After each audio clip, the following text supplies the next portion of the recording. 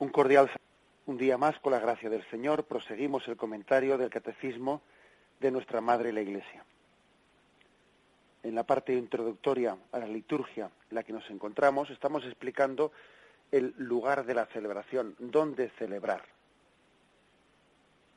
Y ayer explicábamos ese texto de Juan 4:24 en el que Jesús recuerda a la samaritana: llegará un día en que los verdaderos adoradores adorarán a Dios en espíritu y en verdad. Que el verdadero lugar, el dónde celebrar, no será tanto un lugar físico, cuanto un ser capaces de celebrar en el corazón de Dios. Movidos por el Espíritu Santo, entrar en su misterio, que podamos entrar en su misterio divino, ¿no? Y hacer una ofrenda agradable a Dios. Bien, en consonancia con esto y explicando y explicitando ese dónde celebrar, pues vamos a partir del punto 1182, vamos a continuar especificando un poco ese dónde, qué significan los lugares en los que celebramos. El primer punto habla sobre el altar. El altar de la nueva alianza es la cruz del Señor, de la que emanan los sacramentos del misterio pascual. Sobre el altar, que es el centro de la Iglesia, se hace presente el sacrificio de la cruz, bajo los signos sacramentales. El altar es también la mesa del Señor, a la que el pueblo es invitado. En algunas liturgias orientales, el altar es también símbolo del sepulcro. Cristo murió y resucitó verdaderamente. Yendo por partes, en primer lugar se distingue el altar de la nueva alianza de los altares de la antigua alianza. Acordaros cómo el altar de la antigua alianza, el altar del Antiguo Testamento, es algo de lo cual se habla en distintos pasajes evangélicos. Tenía que ser un altar hecho no de manos humanas. Para construir los altares del Antiguo Testamento se buscaban piedras que no hubiesen sido talladas por manos de hombres. Cuando el altar era profanado, se hacía un ritual muy extenso de purificación, de reparación, de reconsagración. El altar era consagrado con la sangre de algunos machos cabríos con la que se rociaba ese altar. ¿Por qué se buscaban piedras que no fuesen talladas por los hombres, piedras que fuesen vírgenes? Pues queriendo con ello destacar que lo que allí se iba a ofrecer pues era algo que superaba lo que podía ser fruto del trabajo humano, de la labor humana. La ofrenda hecha a Dios estaba hecha, pues sí, eran ofrendas hechas con el trabajo humano, pero esa ofrenda las iba a elevar hasta Dios, con lo cual Dios mismo era el que se construía su altar con piedras que no hubiesen sido talladas. Era remarcar que lo que allí iba a tener lugar era sagrado, que superaba, ¿no?, la propia obra del hombre. Por eso se buscaban esas piedras que no hubiesen sido talladas, etcétera.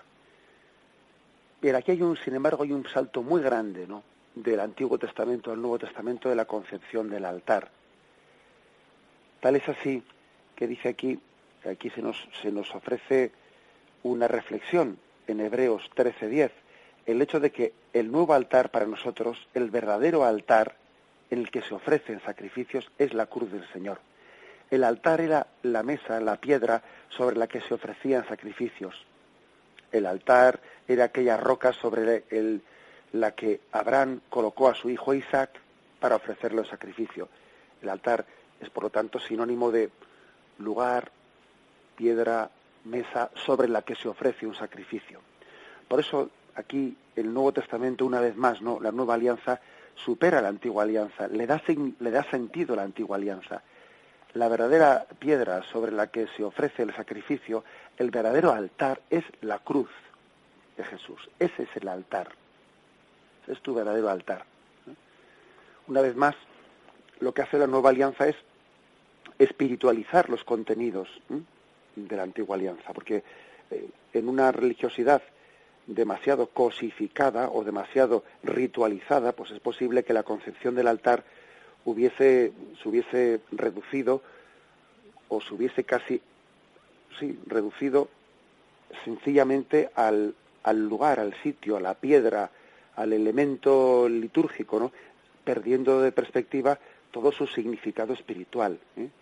Aquí lo importante, como os podéis imaginar, cuando decimos que el verdadero altar es la cruz en la que Jesús ofreció su sacrificio al Padre, pues eso nos está espiritualizando y desmaterializando, ¿no?, pues el concepto que podamos tener del altar. Por eso un sacerdote le puede decir a un enfermo que va a visitar a su casa, le puede decir: mira, esta cama en la que estás postrado es tu altar. Le puede decir a un enfermo que está en silla de ruedas, ¿no?, un parapléjico: esta silla de ruedas es tu altar, en la que tú, unido a la cruz de Cristo, ofreces tu sacrificio. O sea, que igual que ocurrió con la imagen del templo, que Cristo les dijo: destruid este templo y en 3 días yo lo reedificaré, dando a entender de que el verdadero templo no eran las piedras, ¿no?, sino que el verdadero templo era la humanidad de Jesucristo en la que estaba presente Dios. Pues lo mismo pasa con el concepto del altar, que también es purificado, ¿no?, en el Nuevo Testamento. El verdadero altar no es tanto unas piedras ahí colocadas. El verdadero altar es la cruz de Cristo, en la cual se ofrece el sacrificio a Dios Padre. Por cierto, que por eso esta es la razón de ser de por qué siempre la Iglesia pide como norma litúrgica que el altar, la celebración de la Santa Misa, sea siempre presidido por una cruz.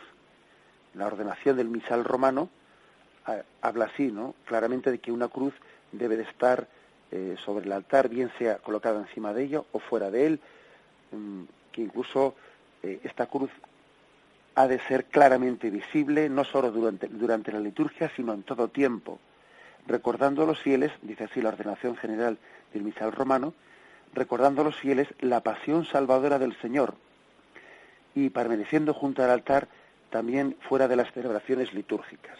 Bueno, también esto que estamos diciendo, el hecho de que dice aquí el verdadero altar es la cruz del Señor, también explica por qué hacemos una procesión litúrgica de entrada en la Santa Misa o en las celebraciones litúrgicas, en otras celebraciones. Se hace una procesión de entrada, al concluirla el sacerdote besa el altar. ¿Qué se quiere decir con eso? Pues se quiere decir que estamos subiendo al Monte Calvario. Esa procesión de entrada en la que se sube al presbiterio recuerda el camino que Jesús recorrió hasta llegar al Monte Calvario.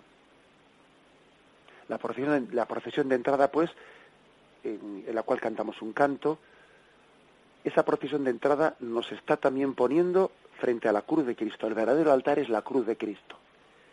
Y damos un beso a ese altar. Pues el altar significa el lugar en el que Cristo entregó su vida. Cristo es la roca. Cristo es la roca. Él es sacerdote, Él es profeta, Él es el sacrificio y Él es el altar también. Bien, este es por lo tanto el sentido espiritual de la nueva alianza. El Nuevo Testamento purifica, espiritualiza, está espiritualizando la imagen demasiado cosificada que podía haber sobre el significado del altar en el Antiguo Testamento.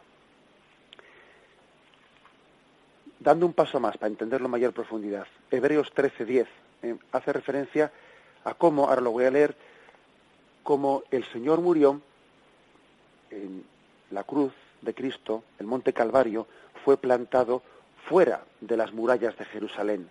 Para ellos era todo un simbolismo, el hecho de que Cristo muriese fuera de las murallas de Jerusalén como despreciado, como si fuese fuera del lugar del encuentro con Dios, ¿no? Dice así Hebreos 13:10.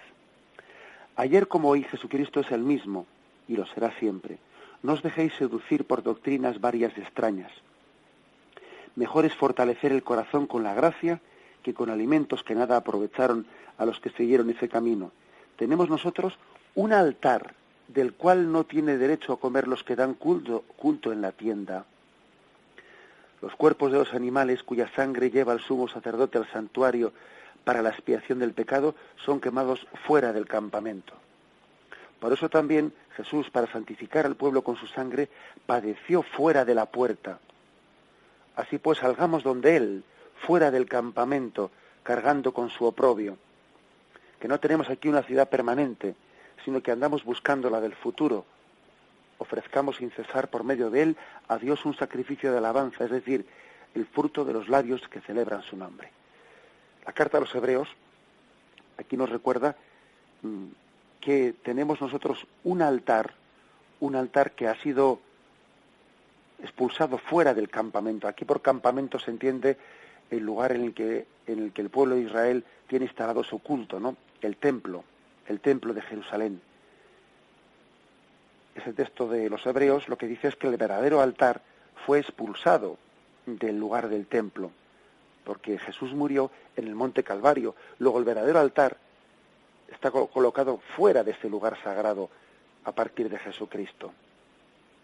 Y ese altar en el que quiere ver la carta a los Hebreos como una pequeña profecía de él, el hecho de que en el Antiguo Testamento el sumo sacerdote solía quemar fuera del campamento los animales que iba a ofrecer.